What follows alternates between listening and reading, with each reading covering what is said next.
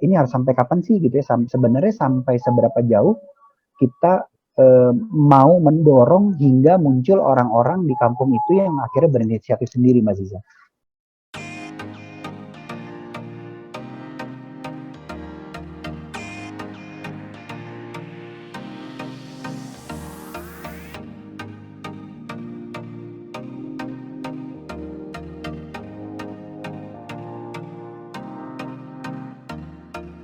Terima kasih atas waktunya sudah hadir dalam acara Protos kali ini. Dan seperti yang Bapak Ibu lihat di layar monitor Bapak Ibu masing-masing, di sini kita akan berbicara dan ngobrol langsung dengan narasumber kita. Di sini ada Pak Martin L. Katopo sebagai Dekan School of Design Universitas Pelita Harapan. Sebelum kita memulai acara, izinkan saya untuk share satu video ya Pak Martin ya.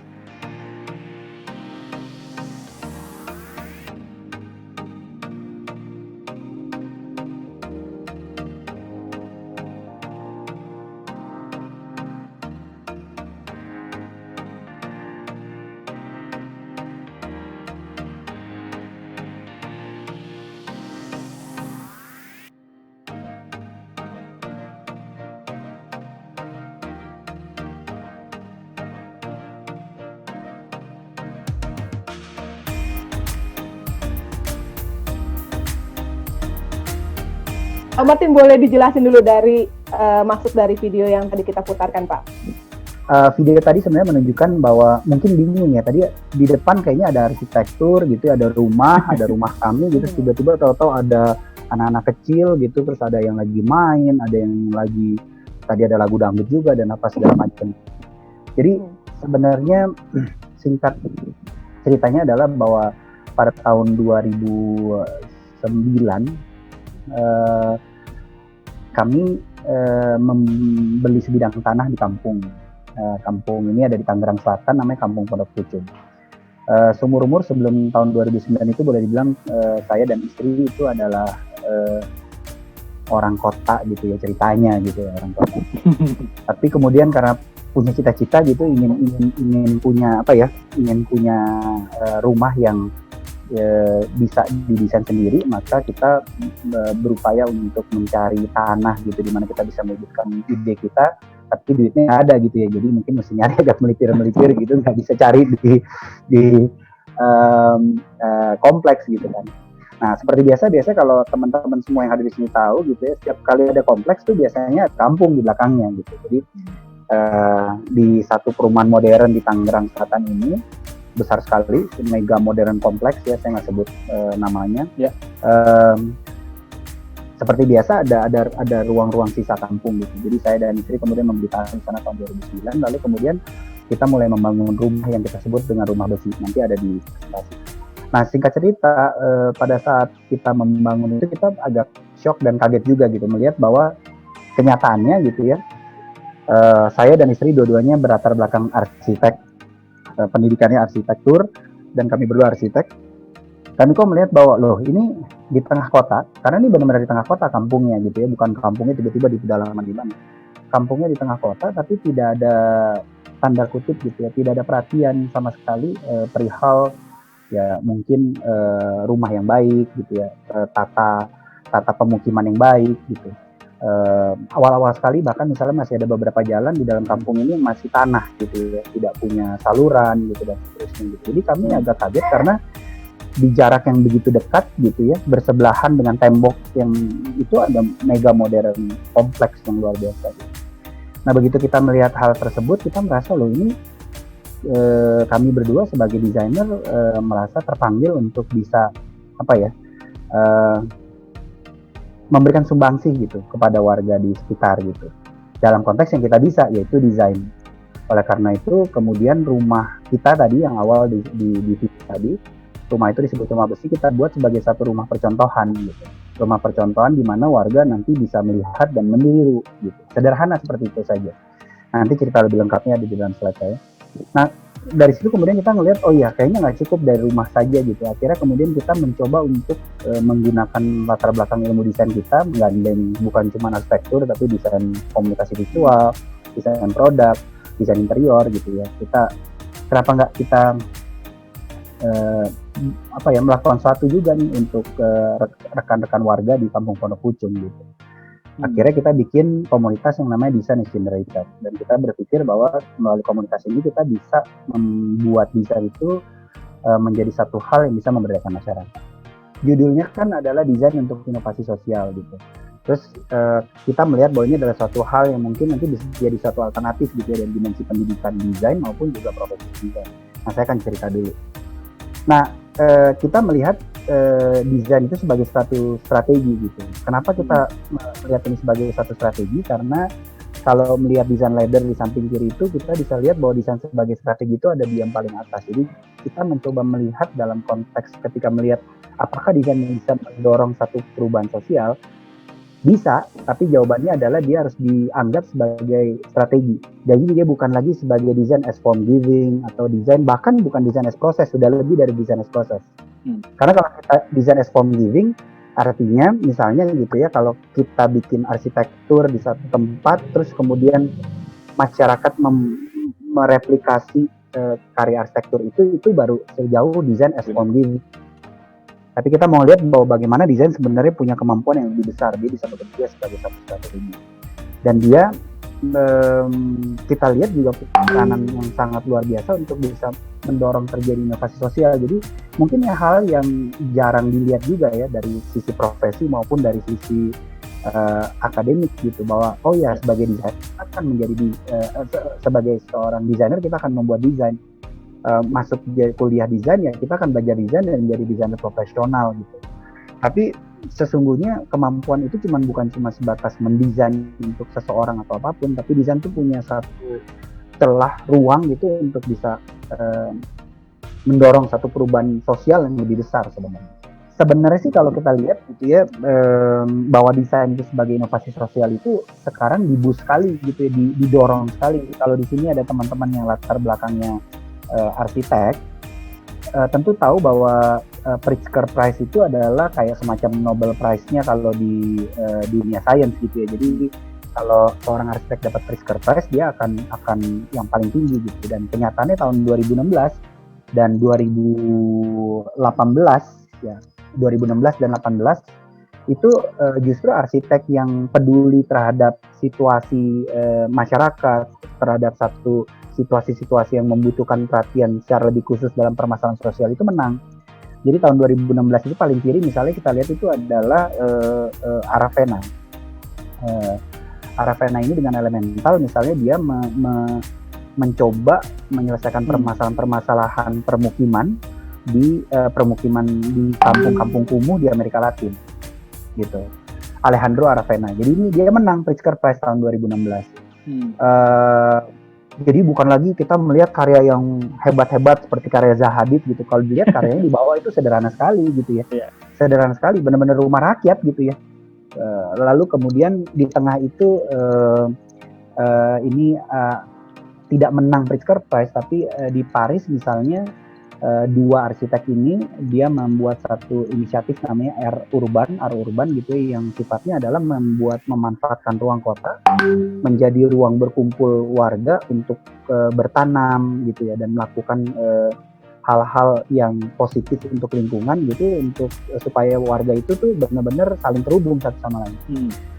Nah sebelah paling ya yang orang Asia, orang India nih ya gitu ya, itu saya lupa dia bukan India harusnya, Balkrishna Doshi itu tahun 2018 menang Pritzker Prize sama untuk proyek-proyeknya di Asia Timur gitu ya, untuk rumah-rumah warga kaum yang membutuhkan gitu. Jadi kalau kita bicara bus sebenarnya ini bukan hal yang baru sekali, bahkan di dunia arsitektur pun mulai dikenali gitu. Nah di Indonesia sih sebenarnya banyak sekali gitu ya Pak. Tentu sebelah kiri semua orang tahu lah Romo Mangun gitu, dengan Kali Codeknya gitu ya. Jadi Romo Mangun tahun 1987 dan 89 memenangkan Agatan Award gitu. Tapi habis itu kalau boleh dibilang wacana tentang desain sosial ini kosong nih, nggak ada gitu ya di Indonesia. Jadi kalau kita ngobrol gitu, siapa sih inisiator arsitek desain sosial? Pasti yang tersebut pertama Romo Mangun, yang itu sudah 30 tahun lebih gitu ya berlalu gitu. Tapi yang baru-baru misalnya ada Mas Yusing gitu ya, beliau pernah menggagas rumah susun di samping kali di Jakarta itu apa namanya, Ciliwung gitu ya, di Ciliwung gitu. Lalu kemudian ada Architecture Sans Frontier ASF gitu ya, dengan Mas Muhammad Kamil Muhammad gitu ya. Jadi banyak sebenarnya udah mulai gitu sekarang ini yang kontemporer. Ya tentu kita nggak bisa lupa juga gitu ya, Pak Ridwan Kamil gitu ya, sebagai wali kota Bandung yang mengedepankan partisipasi masyarakat, Bu Risma di Surabaya yang juga mengedepankan partisipasi masyarakat, dan basicnya tetap desain gitu. Ya kalau nggak desain kan nggak jadi bagus kotanya gitu ya, kira-kira gitu. Nah, ini berkenaan dengan Bapak sebagai dosen atau dekan di Universitas Desain di UPH sendiri, Pak. Nah, itu menurut dari Pak Martin sendiri, untuk bisa memasukkan istilahnya ya, paham itu ke calon-calon arsitek baru nanti nih, yang notabene adalah mahasiswanya Pak Martin, cukup mudah atau mereka sudah memang concern ke arah situ, Pak, gitu? Nah ini menarik sih. Sebenarnya Mas Bayu ini tergantung sekolahnya. Jadi sekolahnya itu punya visi ke arah situ nggak gitu ya. Jadi di School of Design UPH gitu memang kita punya visi ke arah situ. Jadi kita bukan hanya ingin menghasilkan desainer-desainer unggul, itu udah pasti lah ya, namanya orang mau masuk sekolah desain mau jadi desainer gitu. Ya. Tapi Iya, tapi kita punya key values itu bahwa desain anak-anak ini akan belajar mendesain yang sifatnya transformatif. Lalu dia dapat menciptakan perubahan sosial dan memiliki dampak pemulihan atau redemptive impact, itu yang kita bilang. Jadi punya dampak yang begitu kita set visi kita seperti itu, maka di prodinya, jadi itu fakultasnya School of Design, prodinya program studinya di arsitektur, interior, desain komunikasi visual, desain produk itu diterjemahkan masing-masing. Nah, sebagai salah satu contoh misalnya di kelas desain interior misalnya mereka punya kelas yang namanya desain masyarakat dan lingkungan. Lalu kalau kita bicara di desain produk itu ada yang namanya desain kolaboratif gitu. Lalu kemudian juga sebagai contoh misalnya salah satu anak tugas akhir di interior bahkan ya, bukan di arsitektur, malah di interior itu kemarin salah satu tugas akhirnya adalah merancang rumah susun gitu ya untuk masyarakat yang tinggal di bawah jembatan di kampung di daerah Walang, Jakarta Barat gitu. Jadi kita nggak main-main juga ketika kita menetapkan visi ini, dia kelihatan di mata kuliahnya, kelihatan di tugas akhirnya, kelihatan gitu. Nah, pertanyaannya, apakah semua mahasiswa wajib? Ada mata kuliah yang wajib, tapi prinsipnya ketika di tugas akhir mereka bebas memilih. Jadi kita nggak minta mereka harus ke social design. No, we're not doing that. Jadi ya kalau ada yang mau ke situ silahkan gitu ya. Ada juga yang ke situ. Kira-kira begitu. Saya sembari lanjut ya. Ya, silakan Pak. Ya, silakan Pak. Jadi ada 3 hal penting untuk membangun desain sebagai strategi inovasi sosial itu, ada peran, ada konteks, dan aktivitas. Saya lanjut aja. Nah, ini kita gitu ya, ini desain sebagai generator. Kalau boleh dibilang orangnya cuma 6 gitu, tapi yang mendukung kita di balik itu banyak sekali gitu. Jadi setiap kali kolaborasi seperti yang dibilang Mas Bayu tuh, banyak sekali mahasiswa yang akan ikut, lalu kemudian orang-orang dari luar, kolaborator gitu ya. Misalnya kita juga pernah berpartner dengan Rujak misalnya gitu ya, Rujak Center for Urban Studies, kita pernah dengan Jakarta International School, banyak gitu. Pokoknya nggak akan pernah kehabisan. Ternyata banyak orang, tanda kutip ya, kita ngomongnya banyak orang yang punya hati gitu untuk melayani masyarakat gitu. Ya berarti DAK sendiri tidak menutup ini hanya program mandiri dari DAK sendiri kan Pak? Jadi terbuka untuk ada mungkin institusi dari luar untuk mungkin tertarik dengan berkolaborasi dengan DAK untuk program-programnya DAK ini sebetulnya Pak? Sangat. Kita tahun 2016 itu aktif sekali di Kalimantan, Mas Bayu dan Mbak Ziza, membantu masyarakat untuk membuat community action plan di pedalaman-pedalaman di Kalimantan. Jadi bekerja sama dengan perusahaan yang ada di Kalimantan. Jadi jadi diverse banget, kemana-mana gitu, jalan-jalan, jadi anak juga sih. Mas Bayu dan Mbak Ziza jadi jalan-jalan. Nah sekarang saya masuk ke dalam konteks. Ya, tadi yang saya cerita bahwa pertama kali itu kami ada di Kampung Pondok Pucung. Nah, si Kampung Pondok Pucung ini supaya semua teman-teman bisa merasakan kampungnya, kalau melihat gitu ya, yang kita kasih garis merah dan kuning itu RT 05 dan RT 06. Nah, yang menarik sebenarnya teman-teman mesti lihat yang sebelah kiri dan kanan dari yang digarisi itu gitu. Itu rumah-rumahnya sangat tertata rapi gitu ya. Sangat tertata rapi. Nah, itu rumah komplek tuh gitu. Bahkan ada kolam renang gitu ya. Sementara yang di dalam garis itu tuh semeraut gitu ya. Jalan aja nggak kelihatan, coba lihat jalan lurus ya. Benar-benar. Iya, gitu. Walaupun nanti banyak yang bisa mendebat saya biasa, oh iya memang kalau di kampung memang tidak perlu begitu. Iya betul gitu. Dia punya estetikanya tersendiri, betul saya akui. Tapi saya cuma ingin menunjukkan kontrasnya gitu. Jadi bisa kelihatan juga di gambar-gambar di sebelah kiri itu bagaimana situasi di dalam kampung. Jadi walaupun situasinya kalah dengan di komplek ya, yang punya jalan beraspal, punya saluran, rumahnya bagus-bagus, tapi di komplek itu sepi gitu. Sepi artinya nggak ada orang ya gitu. Yang kita lihat cuma pagar doang kan ya. Gitu. Tetangga satu sama tetangga lain nggak kenal Pak. Betul. Nah di kampung itu seru banget gitu. Di kampung itu seru banget. Kenapa? Karena saya setiap kali mau keluar dan masuk ke dalam rumah itu kita benar-benar menyapa orang, ngobrol, berhenti gitu ya. Bahkan rumah kami itu nggak pernah dikunci dalam tanda kutip gitu ya, karena ya nggak perlu juga gitu, tinggal titip sama tetangga gitu ya, semuanya beres gitu. Jadi luar biasa sekali gitu. Kita Idul Fitri bareng gitu ya, terus nonton kurban, wah pokoknya masih ada semua di sini, 17-an, panjat pinang, you name it gitu. Ya, yang belum tentu ada di komplek gitu. Tapi juga punya masalah-masalah sendiri gitu. Misalnya, ini tadi ya situasinya kalau bisa dilihat dari masuk jalan komplek gitu yang besar gitu, itu masuknya kecil tuh yang tembok di sebelah ujung sana. Oke. Nah itu oleh warga disebut tembok Berlin. Ini serius nih. Beneran Pak? Karena Bener. Jadi warga kampung merasa bahwa tembok yang didirikan oleh kompleks itu ya buat mereka menyebutnya sebagai tembok Berlin, dan ternyata sebutan tembok Berlin itu di Tangerang dan Tangerang Selatan cukup umum gitu. Iya. Ya mereka merasa terisolasi sebenarnya gitu ya, merasa terisolasi gitu.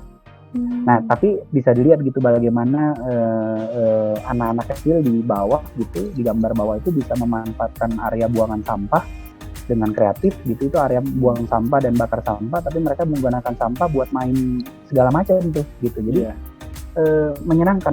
Tapi ya ini masalahnya gitu ya, sampah nggak ada karena memang tidak ada tempat pembuangan sampah gitu. Baru tahun 2017 atau 18 ya diinisiasi akhirnya gitu. Tapi sebelumnya tidak ada gitu. Jadi warga yang mau tidak mau, dan kompleks cukup ya gimana ya namanya kompleks ya. Kompleks juga mencabut semua tempat-tempat sampah mereka gitu, tempat sampah umum ya. Gitu. Jadi memang warga kampung juga nggak bisa membuang sampah ya. Akhirnya lahan-lahan kosong itu suka dibuang sampah. Nah masalah lainnya adalah karena ruangnya makin berkurang, suka dicoret-coret tuh di kampung Pondok Kucing.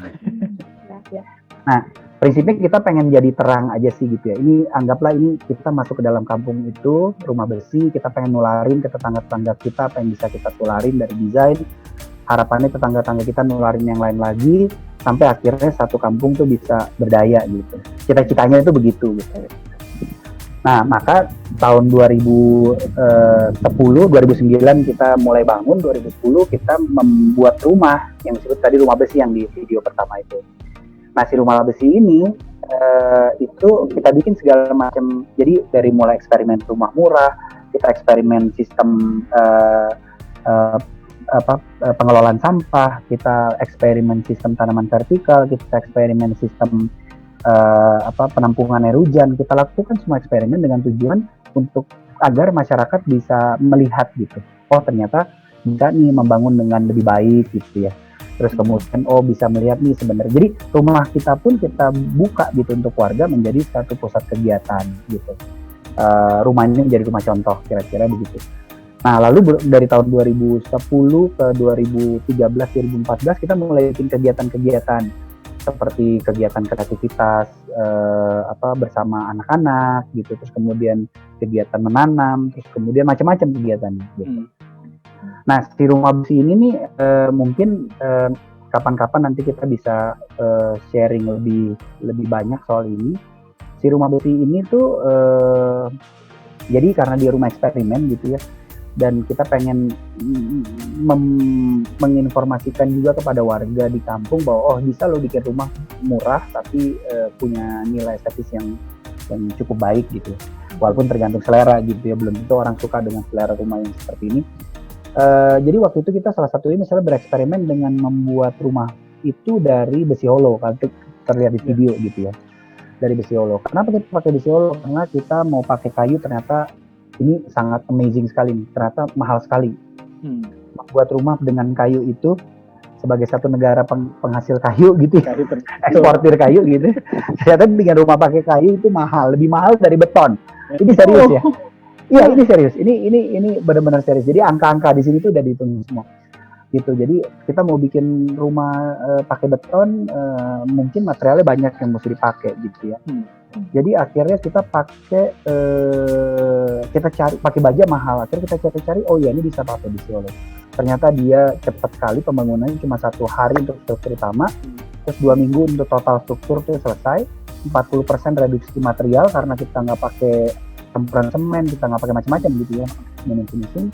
Terus kemudian di sini kita tadi mencoba eksperimen pengelolaan sampah, dan sampah kita menggunakan lubang biopori dan kita memilah sampah kita. Kita bisa mengatasi sendiri rumah ini ya, bisa mengatasi sendiri masalahnya, sampahnya itu 73,76%. Jadi sekitar hampir 75% itu kita bisa kelola sendiri gitu. Dan hasilnya itu kurang lebih kalau di total itu kira-kira setengah ton per tahun yang bisa kita kelola. Dengan dari setengah ton itu kita bisa menghasilkan 162 kg kompos gitu. Lalu kemudian rumah ini punya 40 lubang biopori dan satu buah sistem pemanen air hujan. Kalau lihat itu ada 2 tangki air di depan. Itu bukan untuk tangki biasa kita di rumah gitu, itu memang untuk menampung air hujan. Kita bisa menampung itu 174.000 liter dalam waktu 4 bulan. Ya. Berarti nggak akan kekeringan ya Pak di rumah Pak? Enggak. Dan ini pernah dibuktikan memang waktu lagi situasi kemarau, rumah kami itu tidak pernah kekeringan gitu pada waktu kemarau karena air tanah di bawah kita ini sangat banyak sekali gitu. Kalau hitung-hitung kurang lebih apa yang bisa kita tabung dalam waktu 4 bulan di musim hujan itu bisa mendapatkan 7 bulan kebutuhan air. Air hujan ini juga kita gunakan untuk apa? Untuk mendinginkan hawa di dalam rumah dengan kita alirin ke atap, kita kirim ke airnya ke atap, lalu kemudian itu bisa menurunkan suhu sampai 1,5 derajat. Oh, jadi kayak rintik-rintik air hujan gitu Pak ya, kayak artificial air hujan gitu ya Pak? Betul sekali. Jadi kalau di rumah tadi dari video tadi kelihatan tuh ya ada air dialirin, betul. Gitu. Dan ini memang rumahnya sengaja nggak dicat apa? Atau karena kan kalau dicat kan bisa membuat lebih sesuatu yang berwarna nih di kampung gitu misalnya, atau lingkungan sendiri. Betul. Nah ini ada cerita menarik. Tapi begini, itu memang sengaja pilihan kita tidak mengecat karena kita berusaha untuk tidak menutup pori-pori dinding kita. Jadi dengan kita tidak menutup pori dinding kita, kalau dia masih dalam bentuk acian atau acian kasar, itu udara masih lebih gampang untuk bisa masuk ke dalam gitu. Jadi kita berusaha untuk itu. Dan saja kita juga meminimalkan ya. Jadi sebenarnya bukan mau gaya-gayaan gitu. Kita mencoba meminimalkan Nah, yang menarik adalah karena rumah ini tidak dicat, itu warga malah bisa dengan mudah menerima rumah ini karena banyak dari warga kampung yang merasa rumah ini tuh bukan jadi satu ancaman ya. Maksudnya gini, rumah ini tuh sederhana sekali buat mereka gitu. Karena tidak dicat gitu, kata mereka, rumahnya waktu pertama-tama ya, Pak kok rumahnya nggak dicat sih, belum selesai ya gitu. Jadi tapi justru warga jadi nyaman gitu dengan kehadiran rumah ini gitu, nggak kayak tiba-tiba ada alien rumah arsitek dari mana yang gitu. menonjol sendiri gitu ya Pak ya. Betul, jadi bisa ikut berbaur dengan lingkungannya di situ juga ya Pak. Betul. Nah, jadi memang cita-citanya rumah ini tuh benar-benar pengen jadi itu tadi ya, pengen jadi pusat gitu, pengen jadi pusat. Nah, saya cepat aja bahwa kemudian kita membuat tadi setelah rumah tadi kita nggak puas gitu, kita pengen kalau bisa nggak ya kita bikin inisiatif gitu. Jadi kita bikin inisiatif saat itu yang sifatnya itu adalah eksperimen desain dan aplikasi penjualan lingkungan. Kita bikin nabung air yang kita ngajak orang-orang untuk yuk kita bikin biopori untuk tata kelola sampah dan bikin penyerapan air karena kan waktu itu nggak ada ini ya, nggak ada saluran di kampung gitu. Tapi juga kita ngajak anak-anak untuk membangkitkan imajinasi dan harapan. Jadi ini kita lakukan dengan satu metode yang cukup rigid ya. Jadi ini saya akan ceritakan panjang, cuma basically saya mau menceritakan bahwa ini bukan cuma sekedar impulsif melakukannya, tapi melalui research gitu dan melalui satu metodologi yang memang sengaja kita buat. Di mana metode ini berusaha untuk mengukur situasi sebelum dan sesudah supaya kita bisa tahu dampaknya. Jadi ini bukan impulsif. Kita bikin kegiatan, enggak, tapi memang distrategikan. Nah, pada hari ini sebenarnya saya mau fokus di yang tengah, yang tentang bersama anak-anak tadi gitu. Untuk menunjukkan bagaimana desain itu bisa menjadi satu inovasi sosial. Nah, proyek pertama kita itu tahun 2016 gitu. Tahun 2016 namanya Kaki Keko Project gitu. Ini kampung kita kunya saya lupa tuh ya, kreatif kolaboratif. Saya sambil lupa sendiri Kaki Keko. Kunya apa ya lupa? Pak.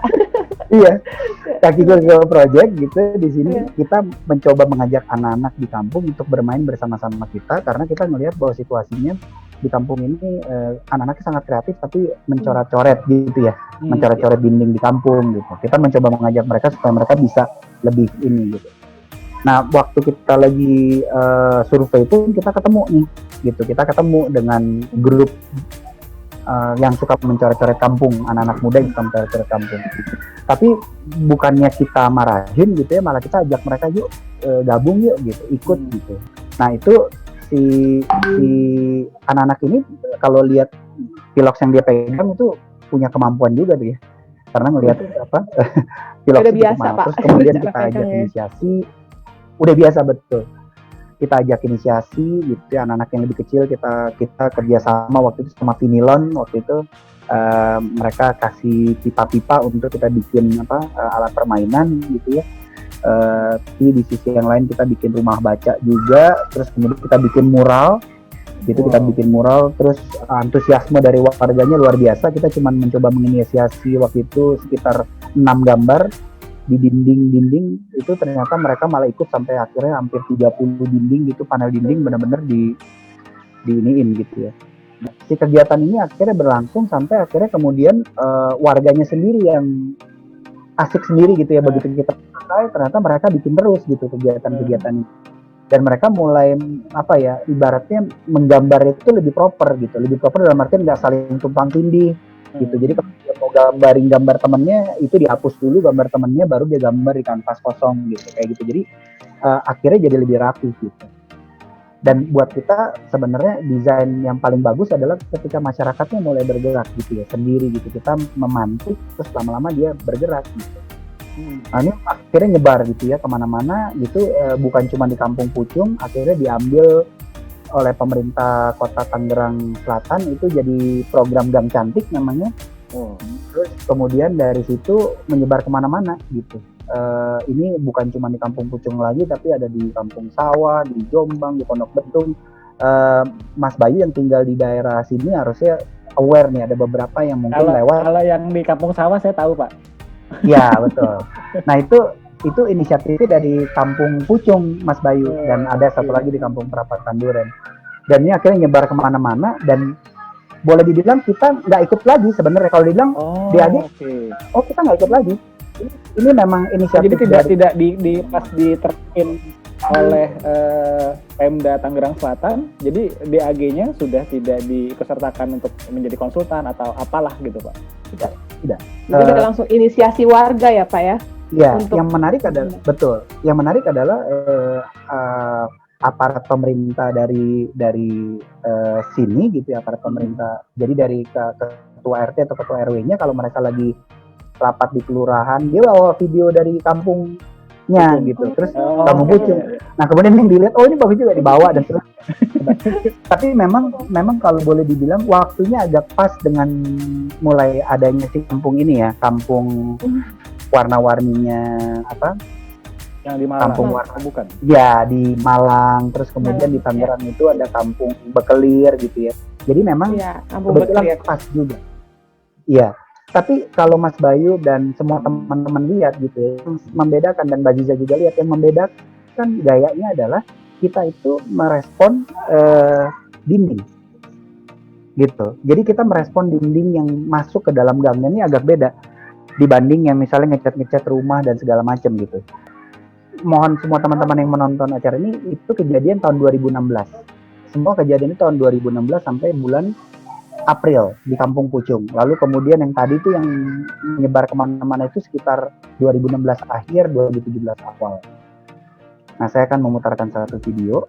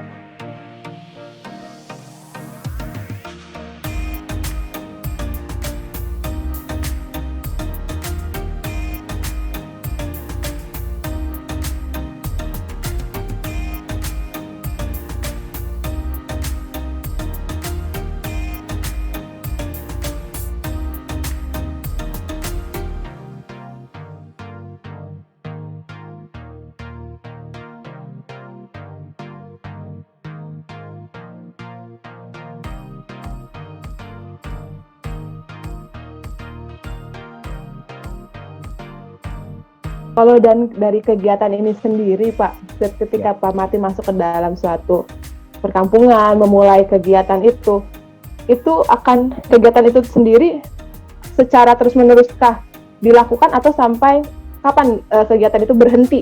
Oh, ini kampung sini sudah cukup, kita pindah lagi ke kampung lain, seperti itu Pak. Nah ini memang sebenarnya bersangkutan dengan pertanyaan pertama tadi gitu. Mengubah masyarakat gitu, tidak segampang oke 1-2 kegiatan mereka akan berubah gitu, tidak gitu. Tadi makanya memang saya memilih cerita yang berhasil dan cukup panjang tapi sebenarnya perjalanannya, kalau boleh dikatakan dari tahun 2000 inisiasi pertama itu 2000 yang melibatkan anak-anak muda itu tahun 2015. Bayangkan baru kemudian 2017 mereka bikin organisasi pemuda gitu, dan kemudian sekarang mereka sudah aktif sekali. Nanti kita bisa lihat di yang terakhir gitu, tayangan terakhir. And it's masih continuing gitu ya. Mungkin ada yang bilang iya, tapi kan Pak Martin enak tinggal di kampung itu juga ya, jadi bisa terus-terusan begitu. Iya dan tidak gitu.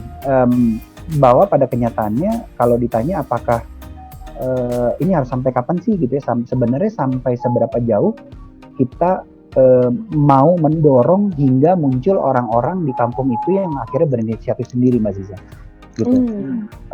Pun kalaupun sudah terjadi hal itu, tidak ada jaminan juga bahwa kemudian dia akan berlangsung terus gitu. Tapi paling tidak ketika sekelompok masyarakat dalam satu tempat itu melihat bahwa oh iya nih, kami bisa ya melakukan ini, itu akan terus sih terjadi gitu, walaupun bentuknya akan sangat lain. Bagi yang suka di area ini pasti sudah tahu gitu, kayak misalnya ini tadi ya contoh yang paling jelas, awalnya ngasih lihatnya arsitektur gitu ya, karena taunya kan latar belakangnya arsitek gitu, jadi ngasihnya arsitektur. Kalau ditanya udah berapa rumah besi di Kampung Pucung, nggak ada rumah besi di Kampung Pucung, cuma 1 gitu. Tapi misalnya warga mulai membangun rumahnya itu dengan kesadaran lain, misalnya dia mulai memanfaatkan pencahayaan gitu. Tadinya enggak gitu, kayak rumah di kampung yang mungkin kalau tahu gitu ya ditutup aja semuanya gitu ya. Sekarang pencahayaan jadi satu perhatian gitu, elemen-elemen tertentu gitu ya. Terus kemudian mereka mulai mengetahui bahwa karena di rumah besi mengelola sampah, mereka tahu gitu, oh kita juga bisa mengelola sampah gitu. Paling tidak di sini kan banyak juga warung-warung ya, kalau di kampung tuh banyak yang bikin warung-warung. Mereka sudah mengumpulkan tuh sampah anorganiknya mereka gitu, karena mereka tahu itu punya nilai gitu. Nah, apakah lubang biopori atau misalnya program apakah program-programnya yang kreativitas pertama yang mural itu masih berjalan sampai sekarang? Ya dan tidak gitu di Kampung Pucung. Sudah berubah gitu sekarang. Nanti bisa dilihat di video terakhir gitu tahun 2020 mereka menginisiasi yang lain lagi gitu kan ya. Jadi bukan bicara soal mural lagi atau bahkan yang diajarkan tadi udah ya itu gitu. Dan kita perlu melihat itu. Jadi kalau ditanya Mbak Ziza sampai kapan? Sampai ada champion gitu. Sampai ada champion di masyarakat yang mulai melakukan sesuatu yang tidak, ya ini yang paling penting, tidak mesti sama dengan yang kita inisiasi. Gitu. Paling tidak sampai si masyarakat itu bisa mengadopsi dan bergerak sendiri gitu ya Pak. Yes, dan betul. Menginisiasi sendiri kegiatannya. Betul, dan tidak mesti sama inisiatifnya. Tidak mesti sama inisiatif, itu yang paling penting. Jadi kita jangan merasa gagal gitu. Kok nggak ada mural lagi gitu? Oh enggak, mereka muncul dengan yang lain gitu. Lain-lain lagi ya. Gitu. Oke, dan saya lanjutkan ke pertanyaan berikutnya nih Pak. Kenapa program ini akhirnya dijadikan salah satu mata kuliah wajib di UPH Pak? Apakah untuk memupuk dari mahasiswanya sendiri? Seperti itu Pak? Ya, betul. Jadi begini, tadi yang karena pada tahun 2006, sebenarnya dari sejak awal 2015 itu kita belum terlalu banyak melibatkan mahasiswa. Tahun 2016 kita mulai melibatkan mahasiswa gitu. Tapi waktu itu masih sifatnya siapa aja yang mau ikut silahkan gitu. Tapi kemudian waktu kita lihat gitu, dan kita lihat juga situasinya, ini kita melihat bahwa sesungguhnya bisa confirm juga bahwa dari kita ada sekitar 50-an dosen tetap di SOD gitu, nggak semua punya visi yang sama. Maksudnya semuanya ke desain sosial, enggak gitu. Tapi paling tidak kita melihat bahwa ini tuh kayaknya adalah satu yang tadi kita sebut sebagai alternatif gitu, alternatif masa depan desain gitu. Kenapa kita melihat begitu? Karena kita melihat bahwa apalagi begini, begitu kita mengalami pandemik gitu ya, kita mengalami COVID gitu, kita semakin lihat bahwa sebenarnya desain itu menjadi gimana ya, jangan sampai menjadi satu hal yang tidak relate dengan masyarakat gitu. Kita sangat appreciate dengan desain-desain yang luar biasa gitu. Dan kita memang bukan seni gitu ya, kita bukan seni itu kan tidak perlu ada fungsi gitu ya. Gitu. Kita desain, kita harus punya fungsi gitu, dan kita harus bisa beroperasi. Tapi lebih daripada itu gitu, bahwa kita bukan hanya kemudian dia menjadi satu desain yang berfungsi untuk satu orang atau satu kalangan tertentu, tapi untuk masyarakat banyak gitu. Jadi kita melihat bahwa tadi ya didorong dengan segala macam, tadi Mbak Ziza dengan wali kota hebat kita gitu ya, terus kemudian di dunia juga berkembang. Mungkin teman-teman semua di sini pernah dengar yang namanya design thinking gitu ya. Design thinking ini kan juga akhirnya memperlihatkan bahwa memang desain itu punya satu potensi yang luar biasa besar gitu, untuk memberdayakan banyak orang gitu. Kita melihat itu, kita menjadikan itu menjadi satu visi gitu di School of Design, dan akhirnya kita membuat mata kuliah itu gitu, desain masyarakat lingkungan, dengan harapan bahwa mahasiswa kita paling tidak dalam 4 tahun atau 4,5 tahun dia belajar gitu ya, ini yang rajin nih ya. Kalau ya, gitu kan. Tapi paling nggak dalam satu masa dia belajar, dia bisa lihat dimensi itu. Gitu. Dia bisa lihat bahwa dia punya peran dan dia berguna kepada masyarakat. Gitu. Jadi itu yang coba kita tanamkan dari si desain masyarakat lingkungan. Akhirnya kita wajibkan. Mungkin habis ini ada mungkin komunitas lain atau mungkin kota lain gitu yang ingin mengajak DAK gitu, atau mungkin Pak Martin dan teman-teman komunitas yang ada di dalam DAK gitu untuk meng-create sebuah program di kotanya masing-masing gitu. Itu apakah bisa direalisasikan gitu Pak? Jadi misalnya mungkin sekarang kan cuman hanya di daerah Pondok Pucung dan Citra Raya ya Pak, belakangnya komplek Citra Pak. Nah mungkin kalau misalnya mungkin kedepannya sekarang kan lagi happening, kita seru-seru ngomonginnya kota baru ibu kota baru nih. Nah itu mungkin akan banyak berdampak tuh pada saat memang akhirnya itu terjadi gitu. Dan apakah ada kemungkinan DAK bisa bekerja sama gitu apabila memang ada yang menghubungi dari teman-teman lain? Ini pertanyaan yang bagus banget Mas Bayu. Jadi gini, kunci dari keberhasilan inisiasi seperti ini gitu ya, melihat desain sosial itu ya kita harus kolaborasi gitu. Itu syarat utama sih gitu. Kalau kita nggak kolaborasi, maka kita nggak bisa meluaskan dampaknya gitu atau skalanya. Jadi kami pernah beberapa kali bekerja sama. Jadi ada satu inisiasi, kita kerjasama 9 kota, disebut dengan urbanisme warga. Jadi ada di Aceh, ada di Semarang, ada di Surabaya, ada di banyak tempat lainnya. Itu kita mahasiswanya UPH yang ikutan enak tuh ya, jalan-jalan terus ya Pak. Dosennya juga enak sih. mahasiswanya Pak Martin sama Pak Hadi enak tuh, jalan-jalan terus tuh kayaknya tuh. Iya betul. Jadi dan ini memang menarik sekali Mas Bayu, betul. Jadi yang paling menarik gitu ya, saya senang juga banyak alumni kami gitu ya. Begitu selesai CV-nya tuh banyak sekali, portofolionya tuh banyak gitu, dan mereka kemana-mana gitu. Dan mereka bisa taruh karena proyeknya real kan, bukan proyek bohong-bohongan, proyek real gitu. Jadi ya bagus sekali juga buat alumni kita. Iya. Jadi sangat penting untuk kolaborasi gitu. Berkaitan soal ibu kota baru, pengen banget sih gitu ya, pengen banget. Nggak tahu nanti bisa ketemu di sisi mananya gitu. Ya kita lihat aja gitu, kalau misalnya bisa community development gitu kan ya, pengembangan masyarakatnya, kami akan senang sekali gitu. Gitu.